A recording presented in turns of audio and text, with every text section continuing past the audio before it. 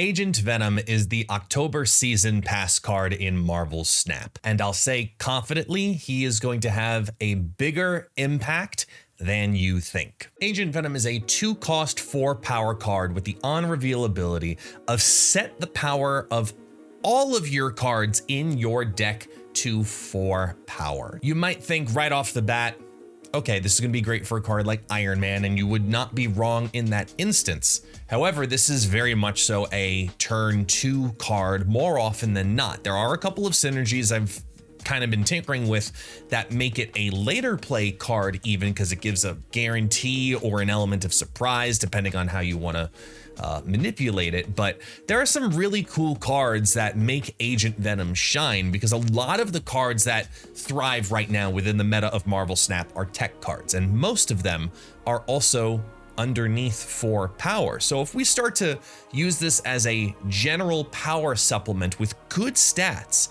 it's a 2/4, which should not be slept on whatsoever. And it's supposed to be perceived as a downside more often than not, because when you start seeing that 2/4, 2/5 stat line, it's typically in conjunction with a restriction or a negative effect in some way. This is, of course, then restricting your ability to want to have certain cards in your deck because it's going to be reduced down in power, but that is not always the case.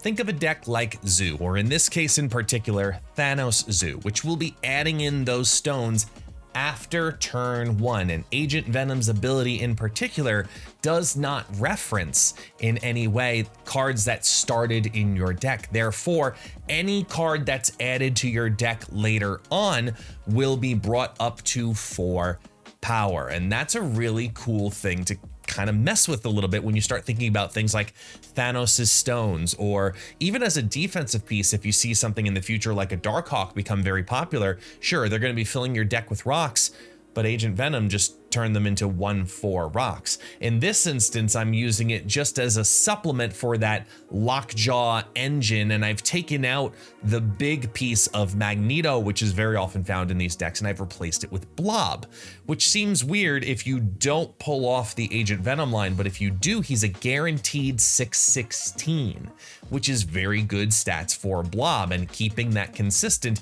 is a key element to this deck. Lockjaw is obviously going to pop on out as much as possible. Marvel Boy is there for some extra protection. Red Guardian's exclusively just a tech piece, but I think keeping everybody safe and protected with Kyera makes a lot of sense, and Thanos is the only card over 4 power, but remember, he starts in your hand. But even if you don't have Thanos, Zoo in general is going to benefit from this change of effect, and now we can even look at a card like MBakoo once again, which is now not just a 1/2 jumping into a lane, he's now a 1/4, because not only could you draw him, you can also retoss him back in later on with your Lockjaw, then go ahead and play it simultaneously even with Agent Venom on turn 5, and you get this engine of different cards rotating and turning into 4 power and back into the deck.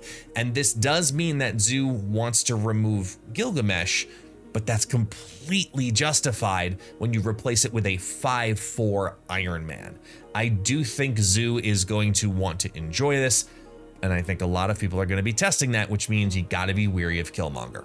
As I mentioned before, a lot of the tech cards in Marvel Snap are below 4 power, and with some of the changes that have recently happened, I think Agent Venom absolutely thrives in a Sera tech style of deck. Look at the cards that end up getting the bonus to them. Rogue now feels like a good card to play. Sage just got even stronger, which is hysterical to think, and the newly buffed Negasonic Teenage Warhead wants to be played no matter what. So now, especially if it can be a 3/4, it's even better and better and better. Sera is here to let you do what you need to do best with this deck, which is drop consistent amounts of cards. And it also allows you to have a catch-up mechanic if you don't get the early engine of Angela and or Thena / Kitty Pryde to get that ramping up. It also allows you a catch-up for Cassandra Nova, because nothing feels worse than playing a late Cassandra Nova for a 3/3 or a 3/4 later on in the game just for a couple of stats. Now, even if that agent hits a little bit later and then you still play Cassandra Nova on a standard deck, Cass is at minimum a 3/7.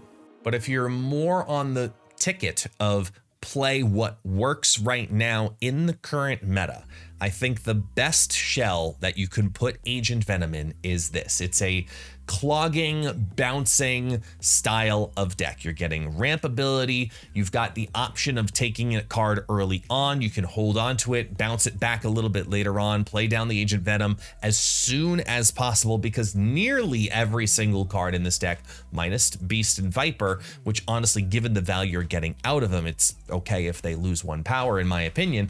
I think that these are absolutely fantastic cards to get that clog engine, whether it's a 2/4 White Widow or a 2/4 Falcon. You always want more power on Falcon. He never feels good to play at 2/3. Now we have another way to be able to do that with Agent Venom.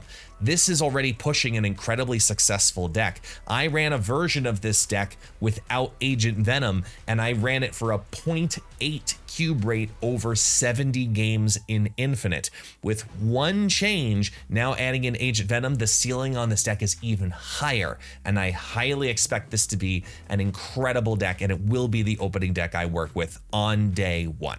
But if traditional bounce is a little bit more the direction you want to go with the Hitmonkey line, because you do have this great synergy, which you saw in the very opening shot of the video. Mysterio now is a guaranteed 212 if you draw it after the Agent Venom line, because each one of those Mysterio illusions will be 4 power, which is wild to me when you think of how effective the Beast version, the Bast version is in comparison. Now we have another one that does that. I'm gonna call that incredibly strong and good. I'm running Sage in here. You don't have to run Sage. I would recommend Werewolf by Night as another option for a power engine to kind of mess around with. You could also substitute in a Kate Bishop if you want to go down that path as well. But I think Bounce is going to be one of the stronger shells for Agent Venom just collectively, but honestly, the Clog one is my personal favorite. Hear me out. There's some wild things that could happen with this type of deck.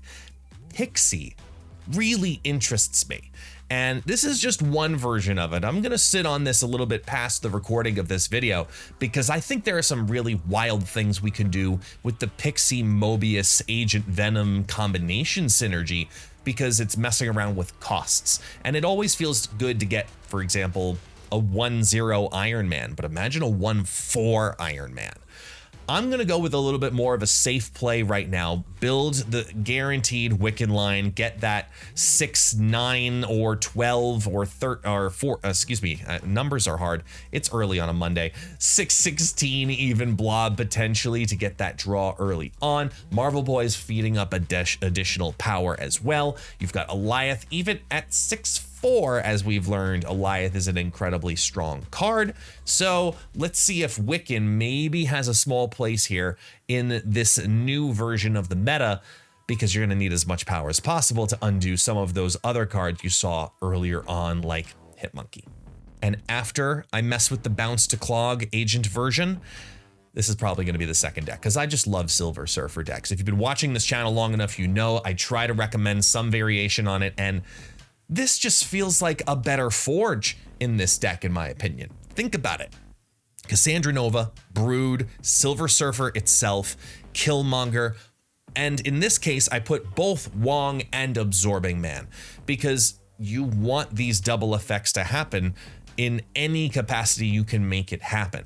And I love the idea of a later Brood play, because it's better than Forge, because now you've got this guaranteed line. You have the guaranteed 3/4 Broodling on both Absorbing Man and Brood, not just the one, and that Brood lane always felt a little bit weak. With this line, I actually think it gives us a safer backup plan more than anything else. I love the idea of what Silver Surfer could potentially do here. We talked about Cassandra Nova earlier. Killmonger is going to be a very relevant card right now, and if you are seeing too much bounce, this might be a very confident way to go. No, I'm not going to show you a Cerebro 4 deck, because everybody's going to try to make it work, and we've tried this before. If it's not Cerebro 2 or Cerebro 3, Cerebro 4 is not going to work. But outside of that shell, is Agent Venom going to be a decent card? yes, for all of the reasons, Season Pass cards are cards you should target. The Season Pass is the best value in the game. Every single season, I'm going to tell you get the Season Pass card. It's not about that. It's about what is this card going to do for you and your collection and your style of play.